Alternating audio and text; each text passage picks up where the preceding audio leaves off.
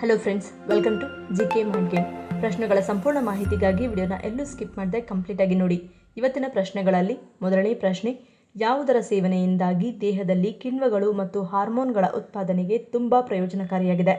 Options: A ಸೀಗಡಿ, B ಅಣಬೆ, C ಮಾಂಸ, ಡಿ ಮೊಳಕೆಕಾಳು.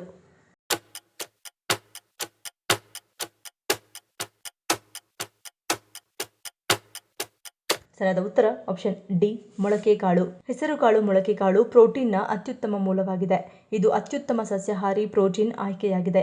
ದೇಹದಲ್ಲಿನ ಪ್ರೋಟೀನ್ ಕೊರತೆಯನ್ನು ಪೂರೈಸುವುದರ ಜೊತೆಗೆ ಹೆಸರುಕಾಳು ಸೇವನೆಯು ದೇಹದಲ್ಲಿ ಕಿಣ್ವಗಳು ಮತ್ತು ಹಾರ್ಮೋನ್ಗಳ ಉತ್ಪಾದನೆಗೆ ತುಂಬಾ ಪ್ರಯೋಜನಕಾರಿಯಾಗಿದೆ. ಹೆಸರುಕಾಳು ಮೊಳಕೆಕಾಳನ್ನು ಸೇವಿಸುವುದರಿಂದ ಮುಖ ಮತ್ತು ಚರ್ಮಕ್ಕೆ ತುಂಬಾ ಪ್ರಯೋಜನಕಾರಿ. ಇದನ್ನು ತಿನ್ನುವುದರಿಂದ ಮುಖದಲ್ಲಿ ಸುಕ್ಕುಗಳು, ಕಲೆಗಳು, ಕಪ್ಪು ವರ್ತುಲಗಳಂತಹ ಸಮಸ್ಯೆಗಳಿಂದ ಮುಕ್ತಿ ಪಡೆಯಬಹುದು. ಇದರ ನಿಯಮಿತ ಸೇವನೆಯು ದೇಹದ ವಯಸ್ಸಾದ ಪರಿಣಾಮವನ್ನು ಕಡಿಮೆ ಮಾಡುತ್ತದೆ. ಹೆಸರುಕಾಳು ಮೊಳಕೆಕಾಳುಗಳಲ್ಲಿ ತಾಮ್ರವು ಹೇರಳವಾಗಿ ಕಂಡುಬರುತ್ತದೆ. ಇದು ಕೂದಲಿನ ಬೇರುಗಳನ್ನು ಬಲಪಡಿಸುತ್ತದೆ. ಇದಲ್ಲದೆ ಇದು ನಮ್ಮ ದೇಹದಲ್ಲಿ ಕ್ಯಾಲ್ಸಿಯಂ ಮತ್ತು ಮೆಗ್ನೀಷಿಯಂ ಪ್ರಮಾಣವನ್ನು ಪೂರೈಸುತ್ತದೆ. ಇದರ ಸೇವನೆಯು ನಮ್ಮ ಮೆದುಳಿಗೆ ಆಮ್ಲಜನಕವನ್ನು ಯಾವುದೇ ಅಡೆತಡೆ ಇಲ್ಲದೆ ಸರಿಯಾಗಿ ಒದಗಿಸಲು ಮತ್ತು ಕೂದಲಿನ ಬೇರುಗಳನ್ನು ಬಲಪಡಿಸಲು ಸಹಾಯ ಮಾಡುತ್ತದೆ. ಎರಡನೇ ಪ್ರಶ್ನೆ, ವಿಪರೀತವಾದ ಗ್ಯಾಸ್ಟ್ರಿಕ್ ಸಮಸ್ಯೆಯನ್ನು ನಿವಾರಿಸಲು ಯಾವುದು ಸಹಾಯ ಮಾಡುತ್ತದೆ? ಆಪ್ಷನ್ಸ್: ಎ ಶುಂಠಿ, ಬಿ ಸೋಂಪು, ಸಿ ಈನೋ, ಡಿ ಅಜ್ವೈನ.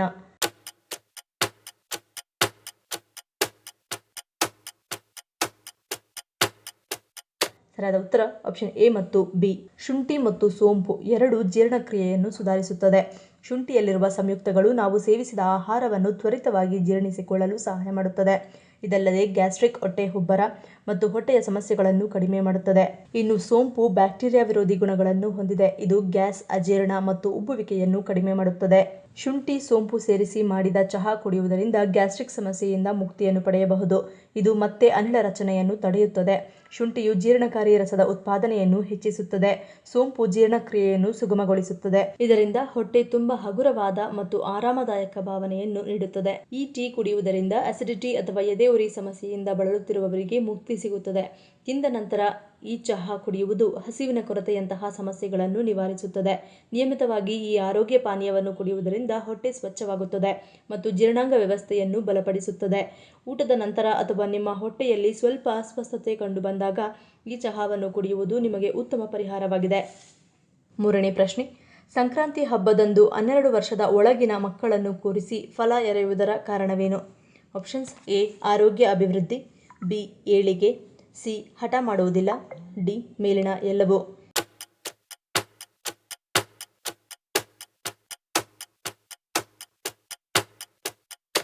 ಸರಿಯಾದ ಉತ್ತರ ಆಪ್ಷನ್ ಡಿ ಮೇಲಿನ ಎಲ್ಲವೂ.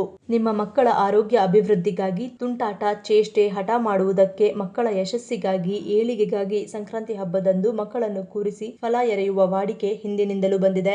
ಒಂದು ಚೊಂಬಿನೊಳಗೆ ಕಬ್ಬಿನ ಚೂರುಗಳನ್ನು, ಎಳ್ಳು, ಬೆಲ್ಲ, ಸಕ್ಕರೆ, ಹಚ್ಚು, ನಾಣ್ಯಗಳು, ಎಲಾಚಿ ಹಣ್ಣನ್ನು ತುಂಬಿ ಮಕ್ಕಳ ನೆತ್ತಿಯ ಮೇಲೆ 3 ಬಾರಿ ಸುರಿದು ಆರತಿ ಮಾಡಬೇಕು. ಪುಷ್ಯ ಮಾಸದಲ್ಲಿ ಚಳಿಯ ತೀವ್ರತೆ ಹೆಚ್ಚಾಗಿರುವುದರಿಂದ ಇವುಗಳನ್ನು ಮಕ್ಕಳ ನೆತ್ತಿಯ ಮೇಲೆ ಸುರಿಯುವುದರಿಂದ ಮೆದುಳಿನ ನರಗಳು ಇದರಲ್ಲಿರುವ ಉಷ್ಣಾಂಶತೆಯನ್ನು ಹೀರಿಕೊಳ್ಳುತ್ತವೆ. ನಾಲ್ಕನೇ ಪ್ರಶ್ನೆ, ವಿಶ್ವದ ಅತಿದೊಡ್ಡ ಸಾಸಿವೆ ಉತ್ಪಾದಕ ದೇಶ ಯಾವುದು? Options: A Canada, B Malaysia, C Nepal, D US.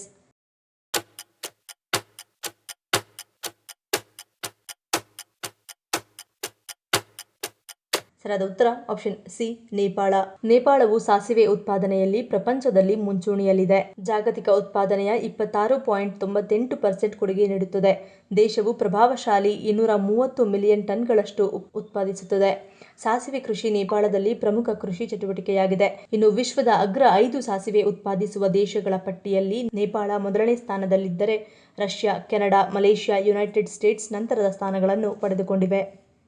ಐದನೇ ಪ್ರಶ್ನೆ, ವೆಸ್ಟರ್ನ್ ಟಾಯ್ಲೆಟ್ ಬಳಕೆಯು ದೇಹದಲ್ಲಿ ಯಾವ ಸಮಸ್ಯೆಗಳನ್ನು ತಂದೊಡ್ಡುತ್ತದೆ?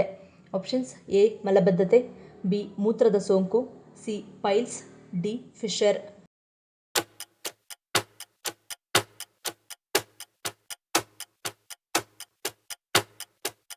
ಸರಿಯಾದ ಉತ್ತರ ಈ ಮೇಲಿನ ಎಲ್ಲವೂ. ಯೋಗಾಸನದಲ್ಲಿ ಬರುವ ಮಲಾಸನ ಅಥವಾ ಗಾರ್ಲ್ಯಾಂಡ್ ಪೋಸ್, ಈ ಭಂಗಿಯಲ್ಲಿ ಕುಳಿತುಕೊಳ್ಳುವುದರಿಂದ ಕರುಳು ಸುಲಭವಾಗಿ ಸ್ವಚ್ಛವಾಗುತ್ತದೆ. ಅಂದರೆ ಇಂಡಿಯನ್ ಟಾಯ್ಲೆಟ್ನಲ್ಲಿ ಕುಳಿತುಕೊಳ್ಳುವ ಭಂಗಿಯು ಸ್ಕ್ವಾಟ್ ಅಥವಾ ಮಲಾಸನವಾಗಿದೆ. ಆದರೆ ವೆಸ್ಟರ್ನ್ ಟಾಯ್ಲೆಟ್ ಬಳಕೆಯು ದೇಹದಲ್ಲಿ ಕರುಳನ್ನು ಸರಿಯಾದ ರೀತಿಯಲ್ಲಿ ಸ್ವಚ್ಛಗೊಳಿಸುವುದಿಲ್ಲ. ಇದರಿಂದ ಕ್ರಮೇಣ ಮಲಬದ್ಧತೆಯ ಸಮಸ್ಯೆಯು ಉಂಟಾಗುತ್ತದೆ. ವೆಸ್ಟರ್ನ್ ಪಬ್ಲಿಕ್ ಟಾಯ್ಲೆಟ್ ಬಳಸುವುದರಿಂದ ಕೆಲವೊಮ್ಮೆ ಸೋಂಕಿಗೆ ಕಾರಣವಾಗಬಹುದು, ಏಕೆಂದರೆ ನಮ್ಮ ಚರ್ಮವು ಟಾಯ್ಲೆಟ್ ಸೀಟ್ನೊಂದಿಗೆ ನೇರ ಸಂಪರ್ಕಕ್ಕೆ ಬರುತ್ತದೆ. ಈ ಆಸನದ ಮೇಲೆ ಅನೇಕ ಸೂಕ್ಷ್ಮ ಜೀವಿಗಳು ಇರುತ್ತವೆ. ಹಾಗಾಗಿ ಟಿಶ್ಯೂ ಪೇಪರ್ ಬಳಸುವಾಗ ಸ್ವಲ್ಪ ಜಾಗರೂಕತೆಯಿಂದ ಇರುವುದು ಉತ್ತಮ.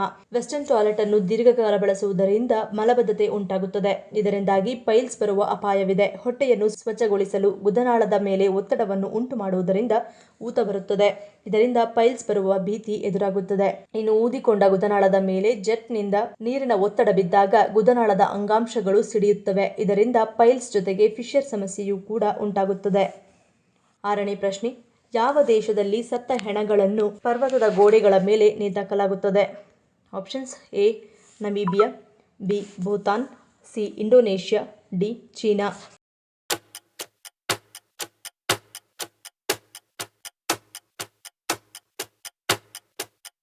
ಸರಿಯಾದ ಉತ್ತರ ಆಪ್ಷನ್ ಸಿ ಮತ್ತು ಡಿ. ದಕ್ಷಿಣ ಚೀನಾದ ಪ್ರಾಚೀನ ಬೋ ಮತ್ತು ಗುಯಿ ಜನರು ತಮ್ಮ ಸಮಾಜದಲ್ಲಿ ಸತ್ತವರನ್ನು ಹೂಳುತ್ತಿರಲಿಲ್ಲ. ಬದಲಿಗೆ ಈ ಜನರು ಸತ್ತ ಸಂಬಂಧಿಕರನ್ನು ಶವಪೆಟ್ಟಿಗೆಯಲ್ಲಿ ಇರಿಸಿ ಮತ್ತು ಎತ್ತರದ ಬೆಟ್ಟಗಳಲ್ಲಿ ನೇತು ಹಾಕುತ್ತಿದ್ದರು. ಹೀಗಾಗಿ ಸತ್ತವರನ್ನು ಶವಪೆಟ್ಟಿಗೆಯಲ್ಲಿ ಇರಿಸುವ ಮೂಲಕ ನೇಣು ಹಾಕುವ ಸಂಪ್ರದಾಯವನ್ನು ಚೀನಾದ ಬೋ ಮತ್ತು ಗುಯಿ ಜನರಲ್ಲಿ ಮಾತ್ರವಲ್ಲದೆ ಫಿಲಿಪೈನ್ಸ್ ಮತ್ತು ಇಂಡೋನೇಷ್ಯಾದಂತಹ ಏಷ್ಯಾದ ಹಲವಾರು ದೇಶಗಳಲ್ಲಿ ಅಲ್ಪಸಂಖ್ಯಾತ ಗುಂಪುಗಳು ಆಚರಿಸುತ್ತವೆ. ಆದರೆ ಈ ರೀತಿ ಶವಪೆಟ್ಟಿಗೆಯನ್ನು ಪರ್ವತಗಳ ಬಳಿ ನೇತು ಹಾಕುವುದರಿಂದ ಸತ್ತವರಿಗೆ ಸ್ವರ್ಗದಲ್ಲಿ ಸ್ಥಾನ ಸಿಗುತ್ತದೆ ಎಂದು ಬೋ ಜನರು ನಂಬಿದ್ದರು. ಈ ರೀತಿಯಾಗಿ ಪರ್ವತಗಳ ಮೇಲೆ ಕ್ಯಾಸ್ಕೆಟ್ ಅನ್ನು ನೇತು ಹಾಕುವುದರಿಂದ ಅನೇಕ ಪ್ರಾಯೋಗಿಕ ಪ್ರಯೋಜನಗಳಿವೆ. ಅದರಲ್ಲಿ ಒಂದು, ಹೀಗೆ ನೇತು ಹಾಕುವುದರಿಂದ ಶವವನ್ನು ತಿನ್ನುವ ಪ್ರಾಣಿಗಳು ಶವಪೆಟ್ಟಿಗೆಯನ್ನು ದೂರವಿಡುತ್ತವೆ ಮತ್ತು ಕೀಟಗಳು ಸುಲಭವಾಗಿ ಅಲ್ಲಿಗೆ ಬರುವುದಿಲ್ಲ. ಅಷ್ಟೇ ಅಲ್ಲ, ಅವು ವ್ಯರ್ಥವಾಗುವ ಸಾಧ್ಯತೆಯೂ ಕಡಿಮೆ. ಇದಲ್ಲದೆ ಪ್ರತ್ಯೇಕ ಸ್ಮಶಾನದ ವ್ಯವಸ್ಥೆ ಅಗತ್ಯವಿಲ್ಲದ ಕಾರಣ ಜಮೀನು ಕೃಷಿಗೆ ಲಭ್ಯವಿದೆ. ಅಚ್ಚರಿಯ ಸಂಗತಿ ಎಂದರೆ ಇಂದಿಗೂ ಚೀನಾದ ಮಧ್ಯ ಮತ್ತು ದಕ್ಷಿಣ ಪ್ರಾಂತ್ಯಗಳಲ್ಲಿ ಹಲವೆಡೆ ಇಂತಹ ನೇತಾಡುವ ಶವಪೆಟ್ಟಿಗೆಗಳನ್ನು ಕಾಣಬಹುದು. ಇದು ಹಿಮಾಲಯದಲ್ಲಿ ಹುಟ್ಟಿ ಚೀನಾದ ಪೂರ್ವ ಕರಾವಳಿಯ ಕಡೆಗೆ ಹರಿಯುವ ಯಾಂಗ್ವಿ ನದಿಯ ದೂರದ ಕಣಿವೆಗಳಲ್ಲಿ ಕಂಡುಬರುತ್ತದೆ. 7ನೇ ಪ್ರಶ್ನೆ, ಯಾವುದೇ ಸಾಮಾನ್ಯ ವ್ಯಕ್ತಿಯು ಕೈಲಾಸ ಪರ್ವತವನ್ನು ಏರಲು ಸಾಧ್ಯವಿಲ್ಲ ಎನ್ನಲು ಕಾರಣವೇನು?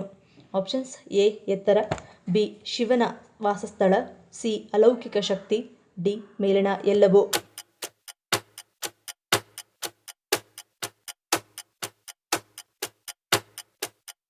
ಸರಿಯಾದ ಉತ್ತರ ಆಪ್ಷನ್ ಡಿ ಮೇಲಿನ ಎಲ್ಲವೂ. ಕೈಲಾಸ ಪರ್ವತದ ಎತ್ತರವು ಸುಮಾರು 6600 ಮೀಟರ್ಗಳಿಗಿಂತ ಹೆಚ್ಚು. ಕೈಲಾಸ ಪರ್ವತವನ್ನು ಏರಲು ಸಾಧ್ಯವಾಗದಿರುವುದಕ್ಕೆ ಕಾರಣವೆಂದರೆ ಶಿವನು ಕೈಲಾಸದಲ್ಲಿ ವಾಸಿಸುವುದರಿಂದ ಆ ಜಾಗಕ್ಕೆ ಸುಲಭವಾಗಿ ತಲುಪುವುದಕ್ಕೆ ಸಾಧ್ಯವಿಲ್ಲ ಎಂದು ಹೇಳುತ್ತಾರೆ. ಈ ಪರ್ವತದ ಸುತ್ತಲೂ ಅಲೌಕಿಕ ಶಕ್ತಿಯ ಹರಿವು ಇದೆ. ಅದನ್ನು ಯಾವುದೇ ಸಾಮಾನ್ಯ ಮನುಷ್ಯನಿಂದ ತಡೆದುಕೊಳ್ಳಲು ಸಾಧ್ಯವಿಲ್ಲ. ಹಾಗಾಗಿ ಅದನ್ನು ಯಾರೂ ಹತ್ತುತ್ತಿಲ್ಲ ಎಂದು ಹೇಳಲಾಗುತ್ತದೆ. ಒಬ್ಬ ಪರ್ವತಾರೋಹಿಯು ತನ್ನ ಪುಸ್ತಕದಲ್ಲಿ ಕೈಲಾಸ ಪರ್ವತವನ್ನು ಏರಲು ಪ್ರಯತ್ನಿಸಿದ್ದೆ, ಆದರೆ ಈ ಪರ್ವತದಲ್ಲಿ ಉಳಿಯುವುದು ಅಸಾಧ್ಯ ಎಂದು ಬರೆದಿದ್ದಾನೆ. ಮತ್ತು ಕೈಲಾಸ ಪರ್ವತವನ್ನು ಏರಿದ ಪರ್ವತಾರೋಹಿಯ ದೇಹದ ಕೂದಲು ಮತ್ತು ಉಗುರುಗಳು ವೇಗವಾಗಿ ಬೆಳೆಯುತ್ತಂತೆ. ಇದಲ್ಲದೆ ಕೈಲಾಸ ಪರ್ವತವು ತುಂಬಾ ವಿಕಿರಣಶೀಲವಾದ ಪ್ರದೇಶ ಎಂದು ಹೇಳಲಾಗುತ್ತದೆ. 8ನೇ ಪ್ರಶ್ನೆ, ಯಾವ ಸಮಸ್ಯೆ ಇರುವವರು ತಪ್ಪದೆ ಮೀನನ್ನು ತಿನ್ನಬೇಕು ಎನ್ನುತ್ತಾರೆ? Options: A sugar, B BP, C kidney stone, D thyroid.